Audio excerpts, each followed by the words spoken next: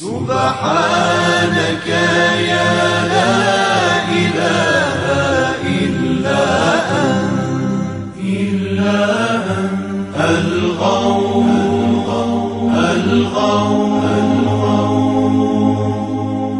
خلصنا من النار يا رب. اعوذ باللہ من الشیطان اللعین الرجیم. بسم اللہ الرحمن الرحیم. قال رسول اللہ صلی اللہ علیہ وآلہ وسلم قد اقبل الیکم شہر اللہ بالبرکۃ والرحمۃ والمغفرہ. ناظرین کرام، ہم رمضان المبارک کے فضائل اور اپنی ذمہ داریوں کے حوالے سے رسول کریم کے خطبہ شعبانیہ کو پیش نظر رکھتے ہوئے آپ کی خدمت میں اپنے عرائض پیش کر رہے تھے.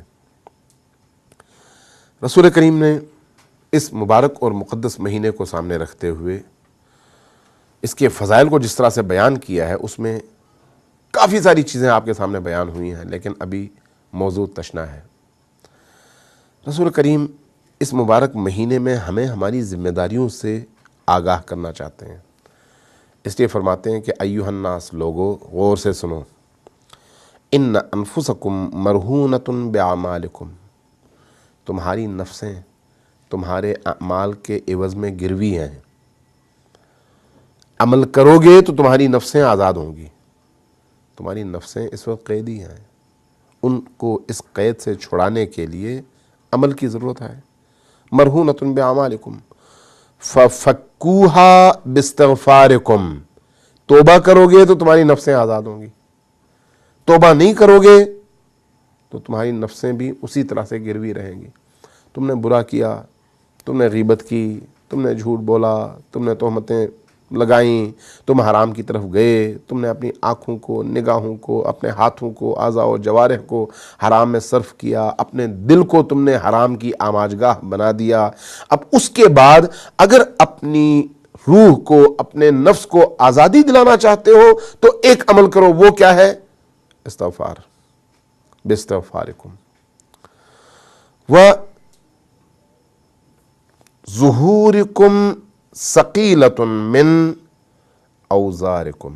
یہ جو تمہاری پشتیں ہیں، تمہاری یہ پشتیں بہت بھاری ہو چکی ہیں، بہت بڑا بوجھ اس کے اوپر آ چکا ہے. اس بوجھ کو تم نے ہلکا کرنا ہے اور اپنے آپ کو آزادی دلانی ہے. وہ کیسے؟ بطول سجودکم، لمبے سجدے کر کے. یہ مہینہ لمبے سجدوں کا مہینہ ہے. جب نماز پڑھو تو اپنے سجدوں کو طولانی، اس لیے کہ اللہ تبارک و تعالیٰ کی بارگاہ میں سب سے بہترین حالت بندے کی سجدے کی حالت ہے.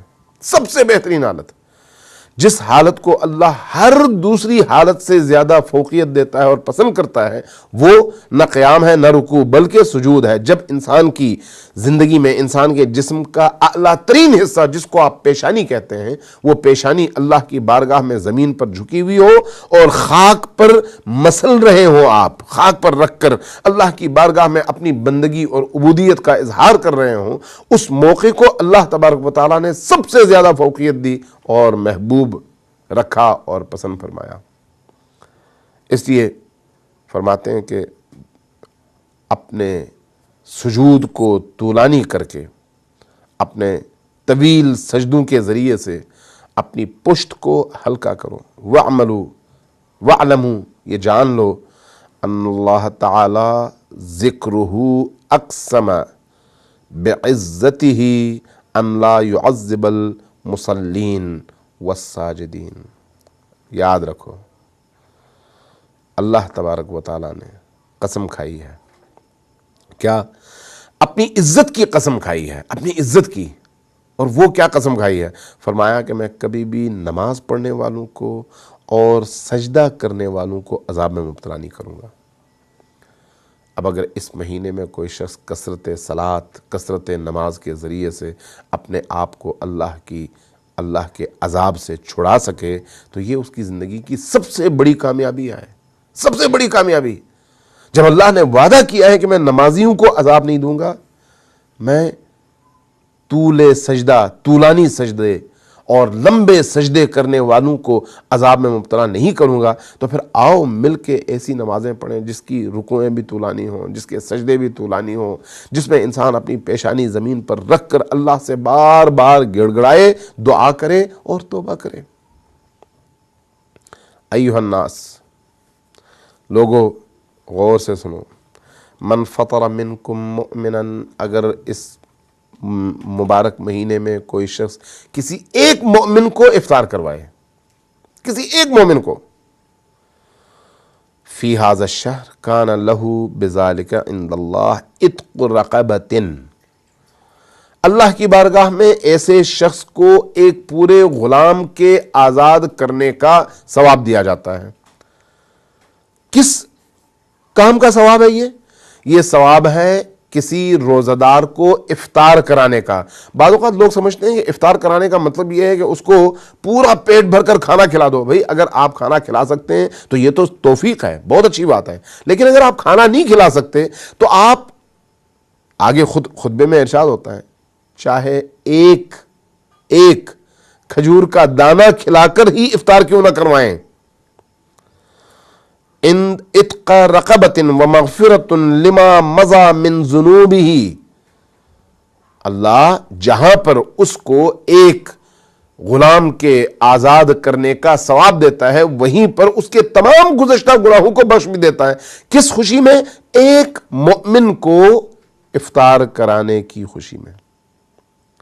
اب آگے فرمایا کہ قیل یا رسول اللہ، بعض لوگوں نے فوراً پوچھا، یا رسول اللہ ولیس کلنا یقدر علی ذلک، ہم میں سے ہر ایک تو دوسروں کو افطار نہیں کرا سکتا، ہمیں بھوکے بھی ہیں، ننگے بھی ہیں، محتاج بھی ہیں، تو اب کیا کریں، ہم کیسے افطار کروائیں؟ فرمایا اتقوا النار، آگ سے اپنے آپ کو بچاؤ، ولو بشق تمرۃ، چاہے کھجور کا ایک دانہ دے کر ہی صحیح۔ یعنی اگر آپ کھجور کا ایک دانہ دے کر کسی مومن یہ یاد رکھیں، کسی ایک مومن کو افطار کرواتے ہیں تو اس ایک مومن کو افطار کروانے کا نتیجہ یہ ہے کہ اللہ تبارک و تعالی ہم سب کو آتش جہنم سے آزادی دلاتا ہے، آزاد کر دیتا ہے۔ ولو بشق تمرۃ اتقوا النار، پھر فرمایا دوبارہ اتقوا النار، لوگوں آگ سے اپنے آپ کو بچاؤ، آگ سے اپنے آپ کو بچاؤ، ولو بشربۃ من ماء، چاہے کسی روزہ دار کو پانی کا ایک گھونٹ پلا کر۔ کتنا بڑا مہینہ ہے، کتنا مقدس مہینہ ہے کہ انسان ایک پانی کے کپ کے ذریعے سے، ایک چائے کے کپ کے ذریعے سے، ایک کھجور کے دانے کے ذریعے سے آتش جہنم سے نجات حاصل کر سکتا ہے اور غلام کو آزادی دلانے کا ثواب حاصل کر سکتا ہے، اور اسی طرح سے اپنے ماضی کے تمام گناہ بخشوا سکتا ہے۔ اس سے زیادہ رحمت چاہیے، اس سے زیادہ مغفرت چاہیے، اس سے زیادہ برکت چاہیے؟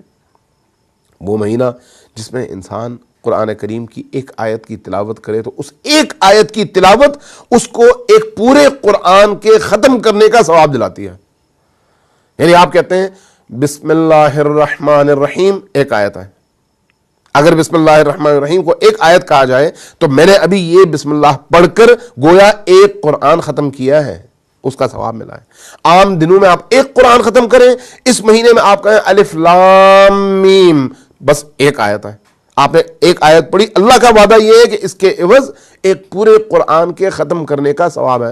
اب اگر آپ پورا قرآن ہی ختم کرتے ہیں، روز آپ کو یہ توفیق ملتی ہے، جیسے رسول کریم نے فرمایا کہ بتلاوت کتابہ ان یوفقکم بصیامہ و بتلاوت کتابہ، کہ روزہ رکھنے میں بھی تمہیں کامیابی حاصل ہو اور ساتھ میں کتاب اللہ کی تلاوت کرنے کی توفیق بھی تمہیں ملے۔ اب اگر انسان کو یہ توفیق ملتی ہے تو اس سے بڑھ کر اللہ کا انعام اور اس کا اکرام اور کیا ہو سکتا ہے؟ ایھا الناس، لوگوں غور سے سنو کہ یہ مہینہ کیسا مہینہ ہے۔ ایسا مہینہ ہے جس کے بارے میں فرمایا کہ وَاذْكُرُوا بِجُوعِكُمْ وَعَطَشِكُمْ فِيهِ جُوعَ يَوْمِ الْقِيَامَةِ وَعَطَشَهُ وَتَصَدَّقُوا عَلَى فُقَرَائِكُمْ وَمَسَاكِينِكُمْ، اس مہینے میں اپنے مسکینوں پر رحم کرو، غریبوں پر رحم کرو، جو تمہارے نادار طبقات ہیں ان کا ہاتھ تھامنے کی کوشش کرو، ان تک پہنچاؤ روزی، ان تک افطاریاں پہنچاؤ، جن کے گھروں میں کھانے کا سامان نہیں ہے ان تک پہنچاؤ، اس لیے کہ آج جو تم کام کرو گے یہ 365 باقی دنوں میں اگر کرو گے تو یہ درجہ نہیں ہے جو آج ہے۔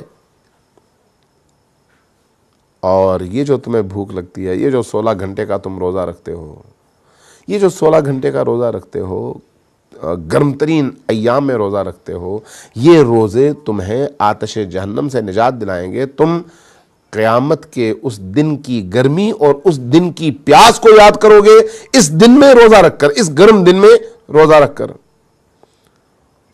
اس دن کی بھوک کو، اس دن کی پیاس کو یہ دن یاد دلاتا ہے اور تمہیں متوجہ کرتا ہے کہ کہیں ایسا نہ ہو کہ اس روز قیامت سے محروم ہو جاؤ، اس روز قیامت سے غافل ہو جاؤ۔ غفلت سے نکالنے کا مہینہ بھی یہی مہینہ ہے۔ آگے فرمایا کہ ایھا الناس، اے لوگو غور سے سنو، من حسن منکم فی ھذا الشہر خلقہ کان لہ جوازا علی الصراط۔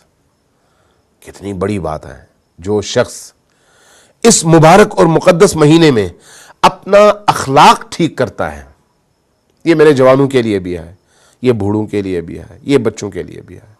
فرمایا کہ جو شخص اس مبارک اور مقدس مہینے میں اپنے اخلاق کی اصلاح کرتا ہے، اپنے اندر موجود کجی کو دور کرتا ہے، اپنے اندر موجود ٹیڑھے پن کو ٹھیک کرتا ہے، تو کان لہ جوازا علی الصراط، اس کو صراط، پلے صراط سے گزرتے ہوئے صحیح سالم گزرنے کی ٹکٹ مل جاتی ہے۔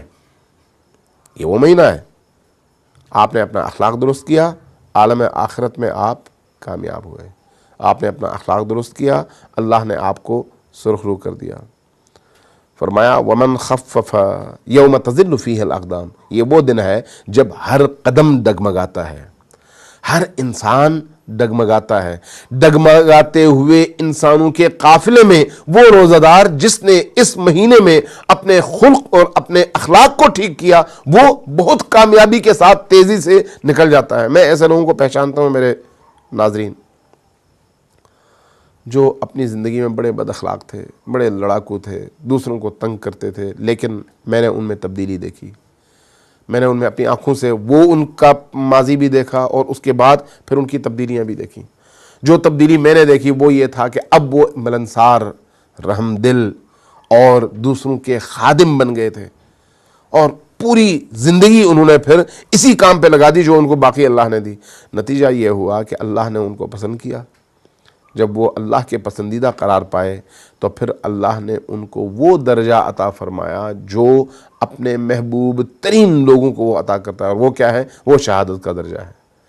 ورنہ اگر ان کے ماضی کو دیکھا جاتا تو کبھی تصور نہیں ہو سکتا تھا کہ ایسے بھی لوگ جام شہادت نوش کر سکتے ہیں، لیکن اللہ تبارک و تعالیٰ نے ان کی انہی کوششوں کو قبول کیا اور پھر ان کو وہ مقام دیا جس کو انبیاء بھی جس مقام کی دعا کیا کرتے ہیں، شہادت کا مقام، وہ مقام جس کی دعا علی کیا کرتے تھے، وہ مقام جو انسان کی زندگی میں سب سے بڑا مقام ہے۔ کس کو عطا ہوا یا کس کو عطا ہوتا ہے؟ اس کو جو شخص اس مبارک اور مقدس مہینے میں اپنے اندر موجود ٹیڑھے پن کی اصلاح کرتا ہے، جو اپنے اندر موجود کجیوں کی اصلاح کرتا ہے، جو اپنے اندر موجود خرابیوں کی اصلاح کرتا ہے، جو اپنے اخلاق کو حسن اخلاق میں تبدیل کرتا ہے، جس کے نتیجے میں جب وہ ملتا ہے تو لوگ اس کے ملنے کو مثبت انداز میں یاد کرتے ہیں، منفی انداز میں نہیں کرتے۔ ومن خفف فی ھذا الشہر اما ملکت یمینہ خفف اللہ علیہ حسابہ، جو شخص اس مہینے کو سبک سمجھتا ہے، ہلکا سمجھتا ہے، اس کی قدر و قیمت ادا نہیں کرتا، خیال نہیں رکھتا، اپنی ذمہ داریوں کو ادا نہیں کرتا، اللہ تبارک و تعالی قیامت کے دن بھی اس کو پھر نظر انداز کر دیتا ہے۔ اللہ تبارک و تعالیٰ سے دعا ہے کہ ہمیں اس مقدس اور انتہائی مکرم مہینے میں اسی طرح سے جس طرح سے رسول کریم نے فرمایا عمل کرنے کی، اپنی اصلاح کرنے کی، اور انسان بننے کی توفیق اور سعادت نصیب فرمائے۔ والسلام علیکم ورحمۃ اللہ وبرکاتہ۔